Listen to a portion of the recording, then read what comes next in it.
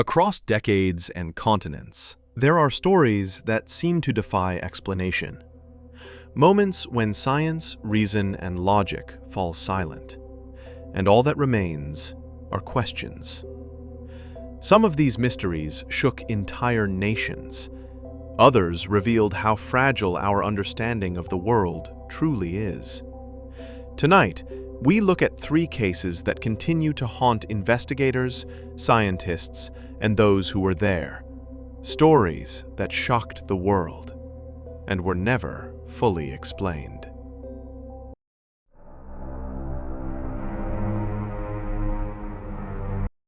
It was February 19th, 1994. At Riverside General Hospital in California, a 31-year-old woman named Gloria Ramirez was rushed into the emergency room. She was struggling to breathe, her heartbeat unstable, her skin covered in an unusual oily sheen. To the medical team, it looked like a standard cardiac emergency, something they had seen many times before. But what happened next would turn a routine procedure into one of the strangest medical mysteries in modern history. As the doctors and nurses began treatment, something unexpected happened. Several of the staff members started feeling dizzy. A strange, sharp odor, described as a mix of ammonia and something metallic, filled the air around Gloria's bed. Within minutes, a nurse fainted. Another began to shake uncontrollably. A respiratory therapist complained that his skin was burning. The emergency room descended into chaos as one after another trained professionals collapsed around the patient they were trying to save. The hospital was forced to evacuate the emergency ward. Only a small team stayed behind, wearing protective masks, continuing CPR as best they could. But it was too late. After 45 minutes of effort, Gloria Ramirez was pronounced dead at 8:50 p.m. She was 31 years old, a mother of two, known to her friends as kind and gentle. No one could have imagined that her final moments would leave an entire medical team sick, frightened, and desperate for answers. Over 23 people were affected that night. 6 were hospitalized, and one nurse, Susan Kane, remained in intensive care for days. The symptoms were consistent: nausea, fainting, muscle spasms, and shortness of breath, all from simply being near the body of one woman. The media quickly gave her a name that would follow her forever: the Toxic Lady. Investigators arrived at the hospital within hours. The building was sealed, and hazardous material teams searched the ER for leaks or chemical contamination. But they found nothing. No toxic gases, no spills, no malfunctioning equipment. Every surface was tested, every air vent inspected. All results came back normal. The staff were not suffering from mass hysteria or panic. Their blood work confirmed exposure to something real, but unknown. An autopsy was performed in a specially sealed chamber. Even there, pathologists reported a faint odor and irritation in their eyes. The findings were ordinary: signs of organ failure, consistent with cervical cancer, which Gloria had been battling for months. Nothing explained why her body appeared to emit a chemical that could disable an entire room of trained medical workers. For the next several months, the case consumed toxicologists, epidemiologists, and even chemists from NASA and the Lawrence Livermore National Laboratory. One early theory suggested that Gloria had used a household chemical on her skin, possibly dimethyl sulfoxide, known as DMSO, a solvent sometimes used as an anti-inflammatory. At the time, DMSO was not a prescription drug, but some people believed it could ease pain. If Gloria had applied it regularly, her skin might have absorbed large amounts. Researchers proposed that during the oxygen therapy and defibrillation she received in the ER, the compound could have reacted, forming dimethyl sulfate, a highly toxic gas. It was an elegant explanation, at least on paper. But many experts disagreed. They pointed out that the chemical reaction required specific conditions that didn't exist in the ER that night. No traces of dimethyl sulfate were ever detected. Others questioned whether DMSO could ever produce symptoms so severe, so quickly. And even if it had, how could the gas have disappeared so completely? The evidence refused to cooperate. Months turned into years, and the theories multiplied. Some scientists blamed a breakdown in hospital ventilation. Others believed that an unreported chemical was present on Gloria's clothing or skin. A few went further, suggesting a secret military test or cover-up, a claim with no evidence, but plenty of fascination. The truth, as often happens, remained somewhere in the middle, just out of reach. In the years after her death, Gloria Ramirez's family fought to have her story remembered with dignity. They rejected the nickname Toxic Lady, insisting that she had been a kind woman who deserved compassion, not superstition. To them, the mystery was secondary. What mattered was that her final moments became a source of fear and ridicule, rather than understanding. Even today, scientists disagree on what really happened that night. The official explanation, that dimethyl sulfoxide may have transformed into a poisonous gas, remains a hypothesis, not a proven fact. There was no conclusive evidence, no clear chemical culprit, and no single event that could be replicated. It was as if Gloria Ramirez carried with her a secret that science still hasn't been able to unlock. For the medical staff at Riverside, the memory never faded. Many of them left the hospital soon after, unable to forget the sight, the smell, or the fear of collapsing beside their patient. And for investigators, it became one of those rare cases where every piece of evidence pointed in a different direction, where the more they looked, the less they understood. 3 decades later, the story of Gloria Ramirez remains suspended between science and myth. A woman who entered an emergency room seeking help and left behind a mystery that no one could solve. In a world defined by logic, her case became a haunting reminder that even the most controlled environments can still face the unknown. This was the night the doctors became patients, and medicine met a mystery it couldn't explain.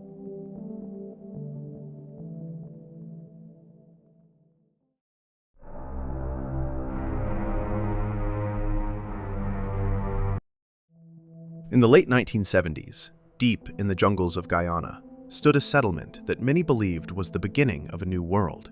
It was called Jonestown, a remote community built on the promise of equality, peace, and freedom from oppression. But within a few short years, it would become the site of one of the most haunting tragedies in modern history, a story of faith, control, and a man who believed he could save the world. To understand Jonestown, you have to begin with its founder, Jim Jones. Born in Indiana in 1931, Jones was a complex figure from the start. He was intelligent, charismatic, and obsessed with religion from a young age. Those who knew him described a boy fascinated by power, by the idea of leading others and shaping the way they thought. By his 20s, he had become a pastor, blending Christian teachings with a message of social justice. His church, which he called the People's Temple, promised racial equality and compassion for the poor.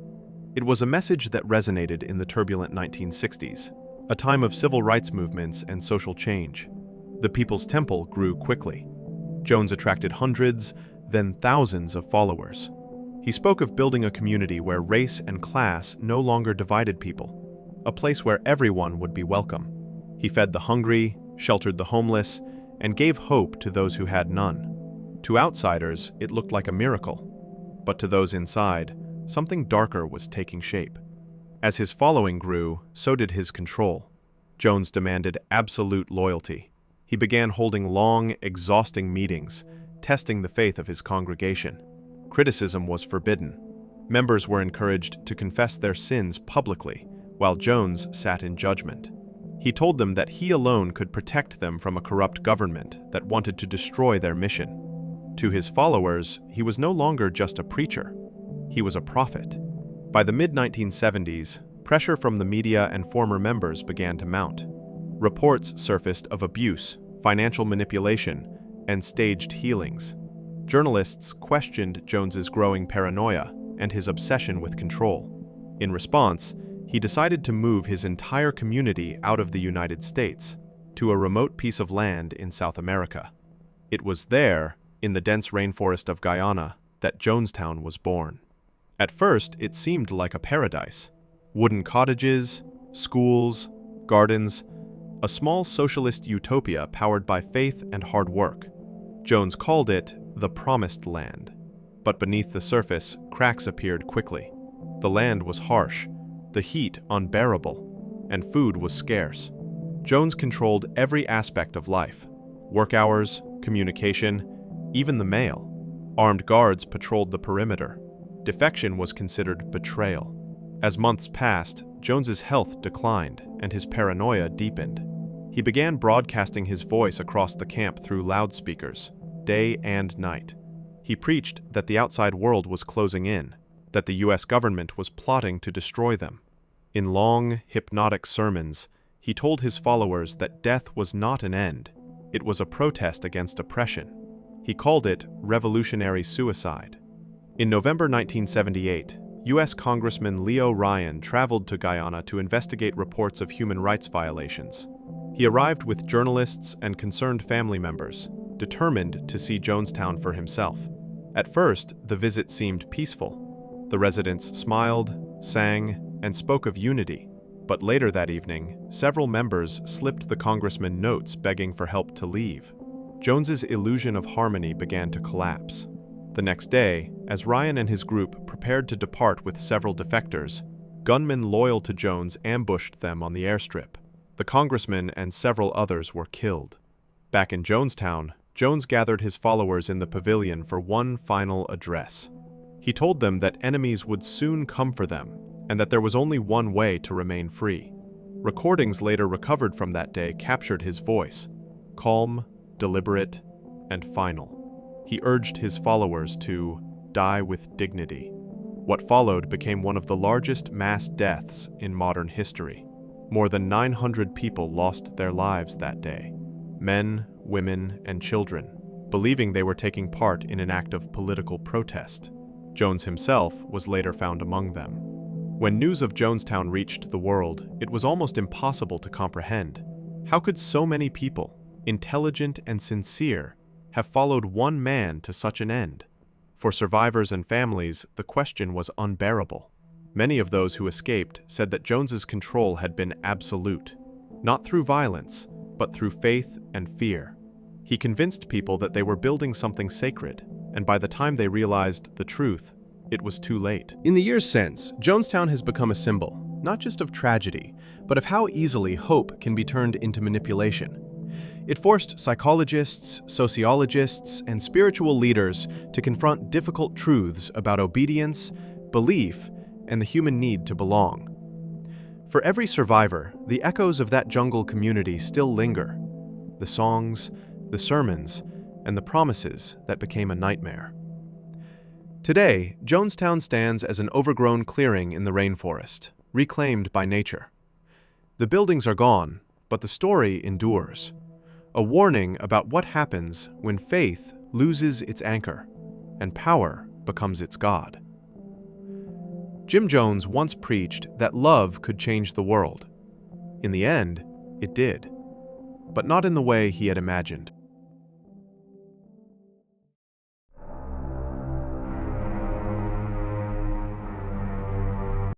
It was a calm, clear night over the South China Sea.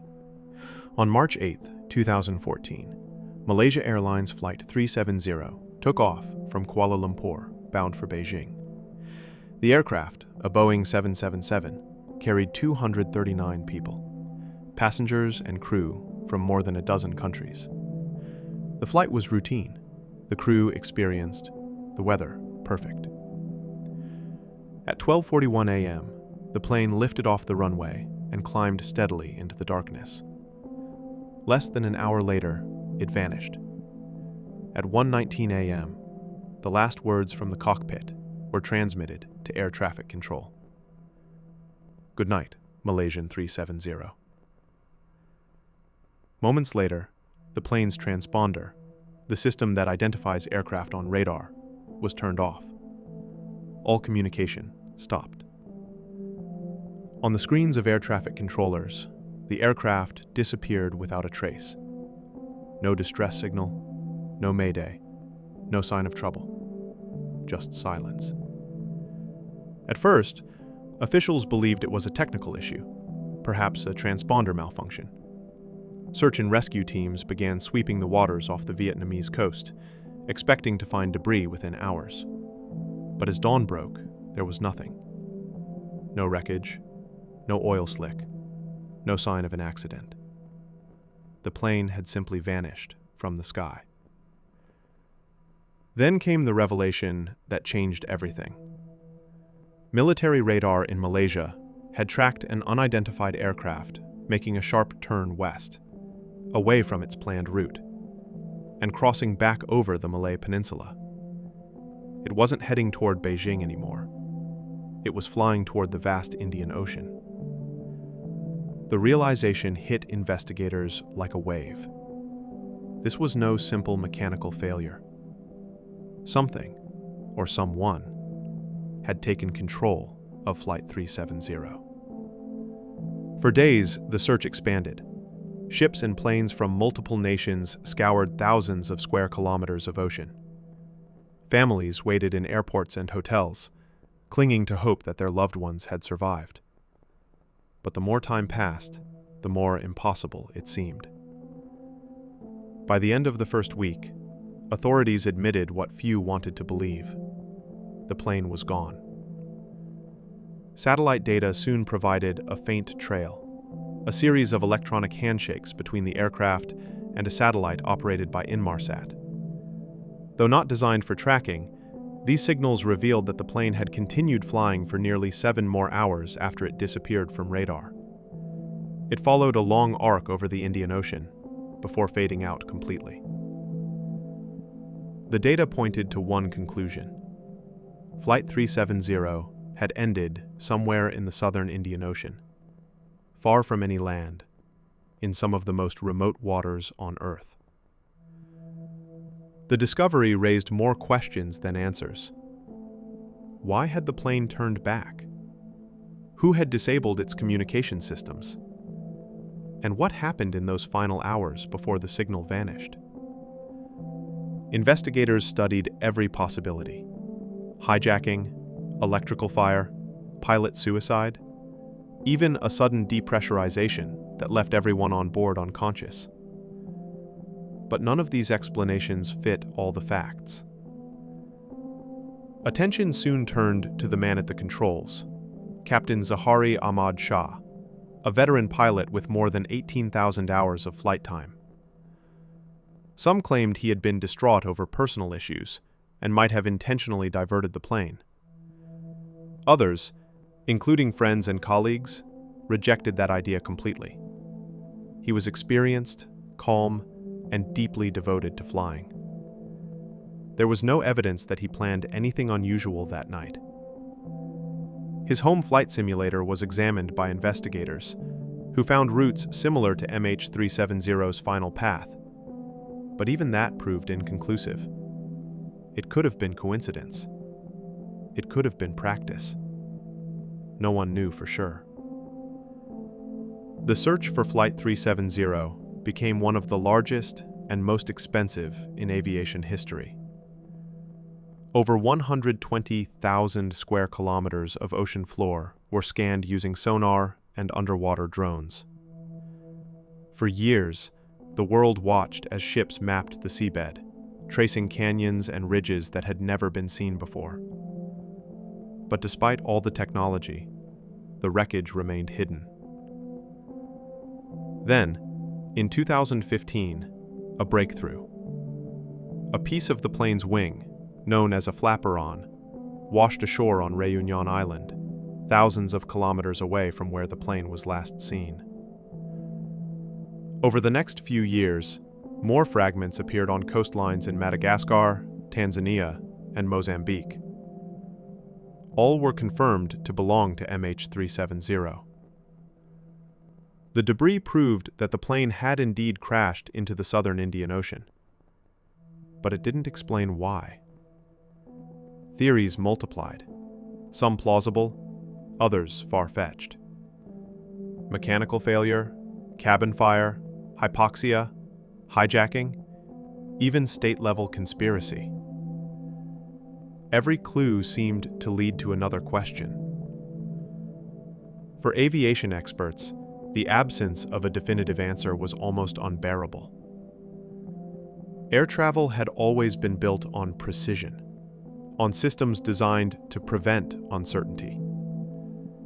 And yet here was a modern airliner, a technological marvel, that had simply disappeared in an age of satellites and surveillance. For the families of the passengers, the lack of closure was worse than loss itself. They held vigils, pressed for investigations, and clung to fragments of hope as long as they could. Many believed that governments knew more than they were admitting. Others accepted that the ocean had swallowed its secrets. Each year, memorials are held to remember those on board, and to remind the world that the search for truth still continues. In 2018, Malaysia released its final official report. It concluded that the cause of the disappearance could not be determined.